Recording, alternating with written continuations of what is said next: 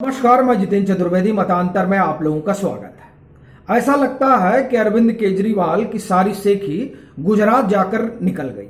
अच्छा, इस बात के संकेत भी मिल रहे हैं और जो ये बता रहे हैं कि 4 के फेरे में पड़े और 14 हाथ से निकल गया। अब ये सहज सवाल आपके मन में उठेगा कि किस सेखी की बात हो रही है और 4 और 14 ये क्या पहेली है। तो दरअसल इस पहेली को समझने के लिए पंजाब चलना होगा। अब आपके मन में फिर सवाल उठेगा कि साहब, पंजाब का गुजरात से क्या कनेक्शन है। तो दरअसल पंजाब का गुजरात से कनेक्शन हो ना हो, लेकिन अरविंद केजरीवाल से पूरा कनेक्शन है और उसी कनेक्शन ने उनको गुजरात लाकर पहुंचा दिया। हुआ यूं कि पंजाब के चुनाव के जो नतीजे आए, उन नतीजों ने आम आदमी पार्टी को भाजपा और कांग्रेस के बाद तीसरी ऐसी पार्टी बना दिया जिसका एक से अधिक राज्य में सरकार है। एक घटना ये। दूसरा यह हुआ कि पंजाब में प्रचंड बहुमत मिला आम आदमी पार्टी को। उसने कांग्रेस को हाशिए पर ढकेल दिया। एक तो प्रचंड बहुमत और दूसरा पारंपरिक दलों को हाशिए पर ढकेलना, और उसमें भी कांग्रेस को। ये 2-3 बातें एक साथ जो हुई, उसने आम आदमी पार्टी को एक नया पंख दिया और अरविंद केजरीवाल की जो सियासी महत्वाकांक्षा है वो उड़ान भरने लगी और उन्होंने पैन इंडिया फैलाव की रणनीति बना ली और उसके तहत फिर वो देखिए तमाम राज्यों में जाने भी लगे। लेकिन उन्होंने, अगर ये कहा जाए कि फोकस गुजरात को किया, तो अतिशयोक्ति नहीं होगी, क्योंकि अरविंद केजरीवाल, जिनकी अपनी महत्वाकांक्षा लोक कल्याण मार्ग की ओर जाती है, वो इस बात को भली भांति समझते हैं कि अगर गुजरात पर फोकस किया गया और इसे बैटल ग्राउंड बनाया गया तो उनकी एक राष्ट्रीय पहचान बड़े आराम से हो जाएगी, क्योंकि तब यह होगा कि मोदी के बरक्स ये खड़े हो रहे हैं। तो इन तमाम चीजों ने उन्हें गुजरात पहुंचा दिया। अच्छा, यहां तो आ गए, लेकिन इनका कोई अपना आधार तो है नहीं। बस एक ही उनके अंदर आशा थी और अभी भी है, वो ये कि जो कांग्रेस की जमीन है उसको वो खा लेंगे। क्योंकि पंजाब इसका उदाहरण है, दिल्ली इसका उदाहरण है, उत्तराखंड में उन्होंने अगर किसी का खेल बिगाड़ा तो वो कांग्रेस है, गोवा में अगर उन्होंने किसी का खेल बिगाड़ा तो वो कांग्रेस है। सो उनको लगा कि गुजरात में भी वो ये बड़े आराम से कर सकते हैं और भाजपा को तो वो रिप्लेस नहीं कर पाएंगे। उनको पता है कि जो परिस्थितियां हैं उसमें भाजपा को हटा पाना आम आदमी पार्टी के बस की बात नहीं है, लेकिन कांग्रेस की जगह तो छीनी जा सकती है। सो वो यहां पर शुरू हो गए। अब जब यहां वो शुरू हो गए तो आधार क्या है कांग्रेस का? आधार, जब माधव सिंह सोलंकी हुआ करते थे तो उन्होंने क्षत्रिय, हरिजन, मुस्लिम, दलित और आदिवासी, जिसे खान कहा जाता है, KHAM, तो ये जो उनका कॉम्बिनेशन था, इस कॉम्बिनेशन को अपने पाले में करने के लिए आम आदमी पार्टी ने मुहिम चला दी और यहीं से 4 और 14 का खेल शुरू होता है। 14 को जोड़ने के लिए, 14 जब कहा जा रहा है तो हम बात जनजातीय समाज की कर रहे हैं, जिसके साथ राष्ट्रपति चुनाव में तो अरविंद केजरीवाल नहीं गए। लेकिन अगर गुजरात में कुछ देखना है तो उस 14% के साथ अपने आप को जोड़ना होगा और यह बताना होगा कि हम आपके साथ खड़े हैं। सो उन्होंने वहां जो BTS पार्टी है गुजरात में, उसके साथ गठबंधन कर लिया और फिर इस तरह से वो 14 साधने की कोशिश हुई।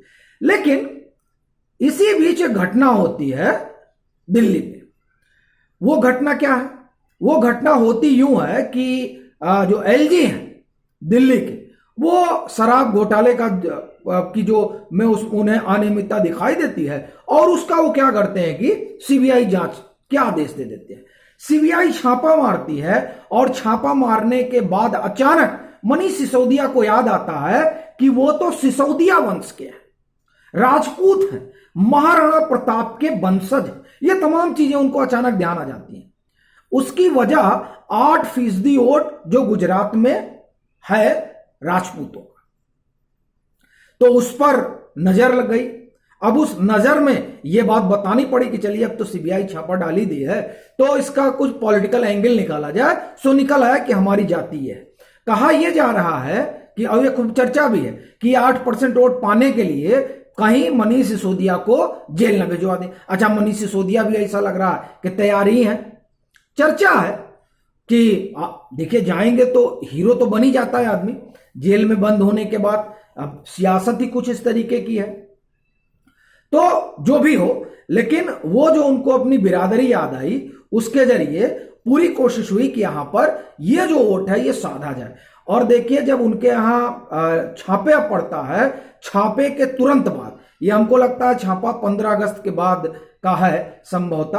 हाँ, 15 अगस्त के बाद ही पड़ा था। तो छापा पड़ता और छापे के बाद वो आ जाते हैं गुजरात, दोनों लोग, मनीष सिसोदिया और अरविंद केजरीवाल। और अरविंद केजरीवाल के पैरेलल मनीष सिसोदिया की तस्वीर लगती है और यह कहा जाने लगता है कि दरअसल अब इनको शहीद बताकर वोट बटोरना चाहते हैं उस 8% का, जो गुजरात में एक जमाने में या आप कहिए कि पारंपरिक रूप से कांग्रेस का वोटर रहा, उसमें सेंधमारी करने के लिए ये कॉइन उछाला गया है राजपूताना और मनीष सिसोदिया को, इसलिए वहां पर लेकर जाया गया है। तो ये तो चल ही रहा था, लेकिन इसी बीच खबर आती है कि जो बीटीएस पार्टी है और वो आम आदमी पार्टी से अलग होकर चुनाव लड़ेगी और वहां की जितनी सीटें हैं, तकरीबन 180-82, उन सभी विधानसभा पर वो अपने उम्मीदवार उतारेगी। अच्छा, ये बात चौंकाने वाली हो जाती है कि साहब, इस पार्टी का तो इनके साथ गठबंधन था, अब क्या हो गया, क्यों जो गठबंधन तोड़ लिए?